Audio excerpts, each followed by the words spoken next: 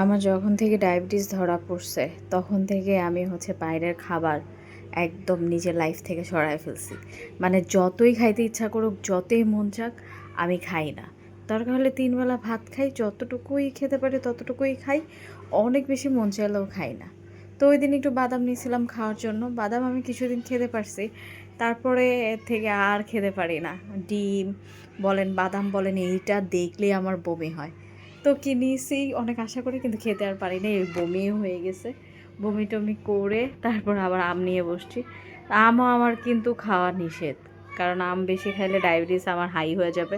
এই জন্য ডাক্তার বলছে আম মানে ফ্রুট যেগুলো আছে এগুলো যেন আমি কম খাই, সিজনাল ফ্রুটসগুলো, কাঁঠাল, আম কাঁঠাল, যেগুলো আমার পছন্দ জিনিস ওইগুলোই। তো তারপরে আমি আবার গরুর মাংস ভিজাইলাম, ভিজিয়ে তারপরে আমি এই যে বাটার বানটা খাচ্ছিলাম। এই বাটার বানটা আমি অনেক মাস পরে খাচ্ছি। এখন আপনারা বলতে পারেন এই বাটার বানে তো ক্রিম আছে, এটা খেলেও তো আপনার ডায়াবেটিস হাই হয়ে যাবে। কী করব, সব কিছুই তো খাওয়া বন্ধ করে দিছি। আজকে অনেক মাস পরে এটা নিয়ে আসছি, এর জন্য এটা খাচ্ছি। তারপর রুম টুম মানে একটু গুছালাম, গুছিয়ে তারপর আম্মু দেখলাম যে খিচুড়ি আর মাংস রান্না করেছে। আমি খেতে বসছি। তো প্রথমে আমি মনে করছি এটা গরুর মাংস, কিন্তু না, এটা ছিল খাসির মাংস। তো যাই হোক, তারপরে খিচুড়ি দিয়ে মাংস খেলাম। যদিও আহামরি আমার কাছে ভালো লাগে নাই। আর আমার কাছে এখন কোনো কিছুই ভালো লাগে না। মানে কী বলবো, রুচি আসমানে উইঠা চলে গেছে, এরকম একটা ব্যাপার হয়ে গেছে। তারপরেও আমার কিন্তু খিচুড়ি এরকম ভাজা মরিচ দিয়ে খেতে এত বেশি ভালো লাগে। মানে আমার কাছে অনেক মজা লাগে। ঝাল, শুকনো মরিচের ঝালটা আমার কাছে ভালো লাগে। কিন্তু এই শুকনো মরিচ খাওয়া তো ভালো না। শুকনো মরিচ খেলে পেট কিন্তু অনেক জ্বালা পোড়া করে। তাই বেশি শুকনো মরিচ খাওয়া কিন্তু উচিত না। তো আমি অনেক মজা করেই খিচুড়িটা খাচ্ছিলাম।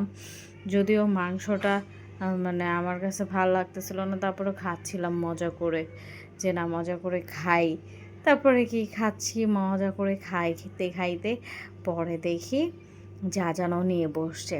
তো ওই রুমে গিয়ে আজানকে আমি জিজ্ঞেস করলাম, আজান কেমন লাগে? আজান বলতেছে অনেক মজা। ও টিভি দেখতেছে আর খাইতেছে আর বলতেছে অনেক মজা। কারণ ওই দিন মাংসটা অনেক বেশি সফট হয়েছে, রান্নাটা খুব ভালো হয়েছে।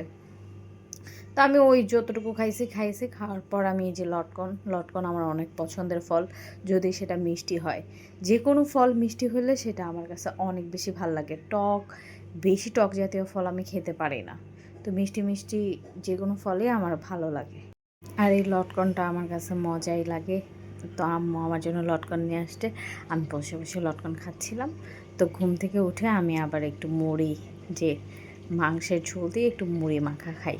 তারপর একটু মুড়ি মাখা খেলাম, যদি ওইটাও আমার কাছে ভালো লাগে। তারপর আম্মু একটা কাঁঠাল নিয়ে আসছে। এই কাঁঠালটা দেখেন, কাঁঠালটা মানে লুকটা জাস্ট দেখেন, দেখতে কত সুন্দর না? মানে যেমন দেখতে সুন্দর তেমন খেতে এত বেশি মিষ্টি ছিল। এই কাঁঠালটা অনেক মিষ্টি ছিল। প্রথম দিকে আমি খেতে চাই নাই, একটু সাদা সাদা দেখে আম্মুকে বলতেছিলাম এটা মিষ্টি হবে না, আমি খাবো না। আম্মা বলতেছে যে দেখে এরকম নাক সিটকাইস না, খায়া দেখ। তারপর আমি নিচেই খাইতে, এত বেশি মিষ্টি ছিল আলহামদুলিল্লাহ। তারপর আমি আবার রেস্ট নিয়েছিলাম, রেস্ট নিয়ে বিকেলবেলা উঠে আমি একটা ম্যাগি বানাইছি। আর ম্যাগিটা অনেক বাজে ছিল। তারপরে আমি খাইছি। কী করবো, যেহেতু আমি নিজে বানাইছি। আমার না বাইরের খাবার অনেক খেতে ইচ্ছা করে, কিন্তু আমি খেতে পারি না। মন চাইলেও খাই না, কারণ আমি অসুস্থ আছি। ভালো হয়ে গেলে খাবো।